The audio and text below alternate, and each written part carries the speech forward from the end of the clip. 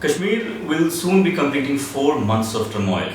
While the violence has ended, the situation still continues to be tense in the valley.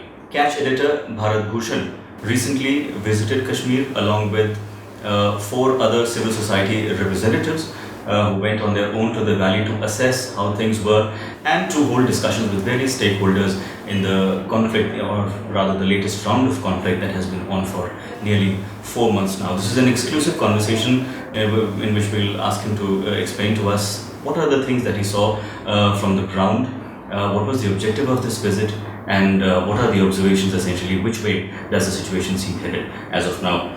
Bharat, so first of all, it was portrayed in the press that this was a delegation, this was probably some kind of a track to dialogue. What exactly was the nature of this group and this visit? Well, it was not a delegation in the sense that it had no official sanction. Mm-hmm. It did not go with permission of Government of India. Mm-hmm. It was not sponsored by Government of India. All right. Nor was it sponsored by any political party. Okay. A group of us met sometime last Friday, Mm-hmm. and thought that if we say that Kashmir is an integral part of India, Mm-hmm. then how come when that integral part gets shot at, gets wounded, it gets fired at by pellet guns, how come we don't feel hurt? And why, what do we know about the grief of the Kashmiri people? Or do we just mouth these slogans about Kashmir being an integral part of India? Right. So we said we'll go there and just go and listen to people and share in their grief. Okay. And find out, how do they feel? Just share in their pain and try and understand their pain. Okay. And it was decided that everybody will pay for himself or herself. All right. No subsidies of any kind, no sponsorship of any kind, no facilitation of any kind would be accepted from anyone. So you paid for your room? Yes, You paid for travel and lodging? I paid for travel and we stayed in government accommodation, so it was much less. We paid for taxis and so on and so forth. All right. Whose initiative was this? This was the initiative of an amazing woman activist called Sushobha Barve, who's been working in Kashmir for a long time. Right. She is the executive director of Center for Dialogue and Reconciliation in Delhi. Right. And it was at her suggestion that, let's say people of goodwill got together Okay. and said, let's do this. So we had Mr. Yashwant Sinha, the former External Affairs Minister. Right. We had Wajahat Habibullah, the former Chief Information Commissioner of India, the first CIC of India, who had served in Kashmir as a bureaucrat. We had Air Vice Marshal Kapil Kak, who's a Kashmiri Pandit and has been working on Kashmir. Right. Sushobha Barve herself, and I, as a media person who's been interested in Kashmir. Jairam Ramesh was also supposed to go, but he had some eye problem and couldn't travel because of that. Okay. Brinda Karat was supposed to travel, but she couldn't reach Delhi in time. Okay. Hopefully, she will join in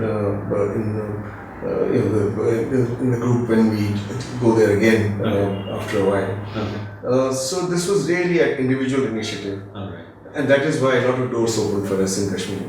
What did the group do? To begin with, who did you meet? Well, from the airport directly we went to Syed Ali Shah Gilani's house. He's a Hurriyat leader, and we were told that he would receive us, and he was very happy to receive us. We spent about an hour with him, listening to him, and were talking to him. After that, we also met Mirwais Umar Farooq. We met Professor Abdul Ghani Bhatt. We met the Kashmir Chamber of Commerce and Industry. We met civil society activists. We met researchers from the university. We also met the Traders Association, and we also met the Chief Minister Mehbooba Mufti and Governor N.N. Bora. So was the cornerstone of this visit the meeting with Syed Ali Shah Gilani, since he had refused to open his doors for the parliamentary delegation? We hadn't gone there to interview Syed Ali Shah Gilani or any Hurriyat leader. We had just gone to listen to them, and I think what each one of them said was equally important. So I wouldn't say one particular person or visiting a particular person was the cornerstone of the visit. Okay. Nevertheless, what was Syed Ali Shah Gilani's response? Well, he wanted an end to what he calls Indian military occupation, forcible occupation of Kashmir and so on and so forth. But I think the biggest takeaway was that he said, I'm not against the 1.25 a billion people of India. I've got nothing against the Indian people. Our dispute is with the state, the Indian state. And he said that he's in favor of unconditional dialogue with India. And he wants India to recognize that Kashmir is a dispute and then have a dialogue. He was told that unconditional dialogue means putting no conditions at all from either side. Right. And you can have whatever positions you have. They can be negotiating postures, but that unconditional dialogue should be unconditional from both sides.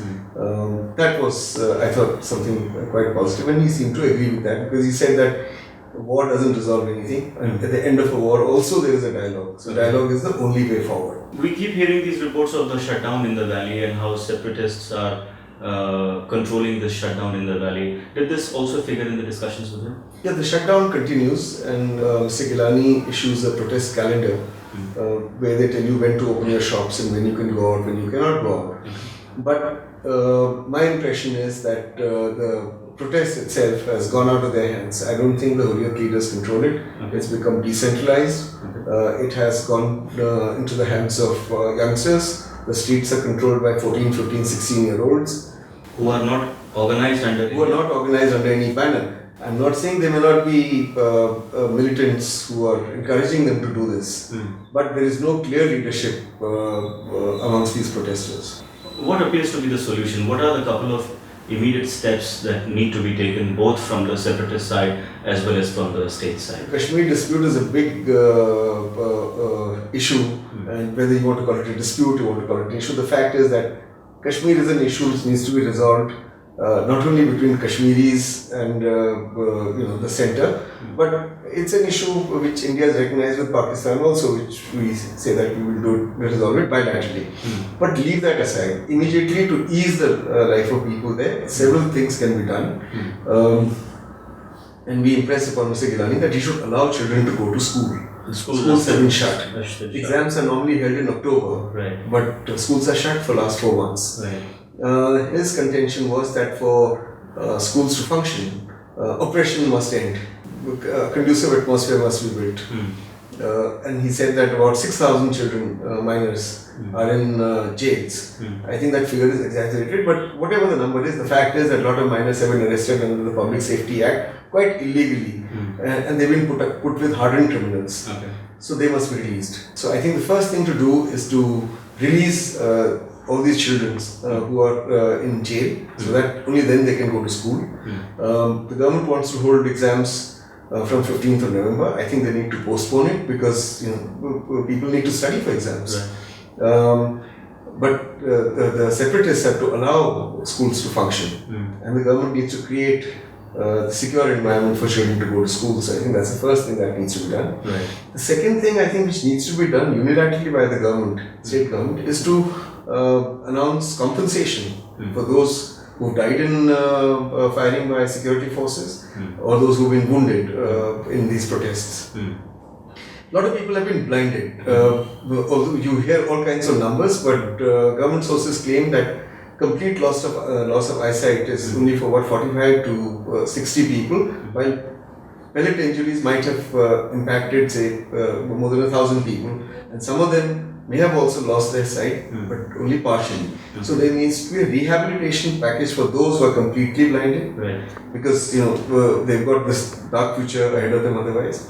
I think the government needs to promise that it will pay for treatment of all those who can be cured, who are partially blind and who need eye surgeries, eye operations, or whatever.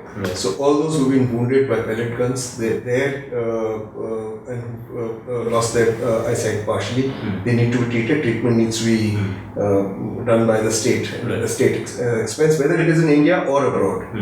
I also think that Kashmir doesn't have a blind school. They need to set up a proper blind school, because these kids, it doesn't matter. There are a lot of them kids, by the way. Not hell of a lot, but quite a few. But where would they go and study if there are no facilities there? So those facilities need to be created. And I believe that it would be a good idea to have a judicial commission to inquire into excesses by The security forces. the police, particularly. Okay. And I think During these protests, because there has to be accountability in all branches of the state. Because if there are children who've been hit by 100 or 150 pellets, then who fired at them at such close range? right? Even this so-called power shells or pepper shells have killed people. Yeah. They will kill people if I shoot you at a close range and the shell goes inside your body and bursts, you're bound to die. Right. So I think some accountability has to be there. Right. There have also been cases of some security persons burning transformers. About 219 transformers have been damaged by Indian security forces. The question is, why are you doing this? Even in Delhi, summertime, if a transformer goes, it takes more than a week for it to be replaced. In remote areas, if you destroy transformers, people are going to live in darkness through this winter. I think it's criminal. And there have been also occasional cases of people burning standing crops. Okay. Now, I think the state government needs to find out who are the people who are burning these crops, and they ought to be punished. Right. Of late, schools are being targeted. Right. So I think this situation needs to ease a bit. If the children start going to school, at least you'll have to allow school transport. Once school transport functions, maybe the civil space can open up further. All right. Very quickly, Bharat, your impressions based on your conversation with the Chief Minister. I think she's willing to do a lot, but there should be some reciprocity from the separatists also.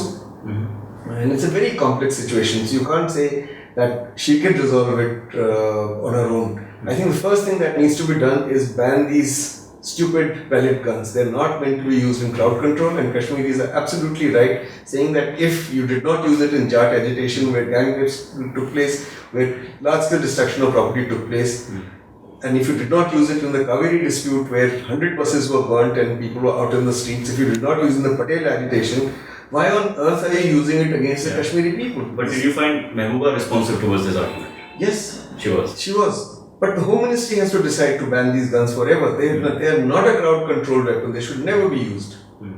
All right. Well, that's as far as Bharat's observations about this group is concerned. Bharat, of course, we'll be bringing to you a more detailed coverage of what transpired in the various meetings that this group had with various stakeholders in Kashmir, and also which way does the situation seem headed. Also, if there is any follow-up plan, we'll be bringing you a lot more detailed information based out of the visit of this group to Kashmir. But that's all in this conversation. Thank you so much for tuning in.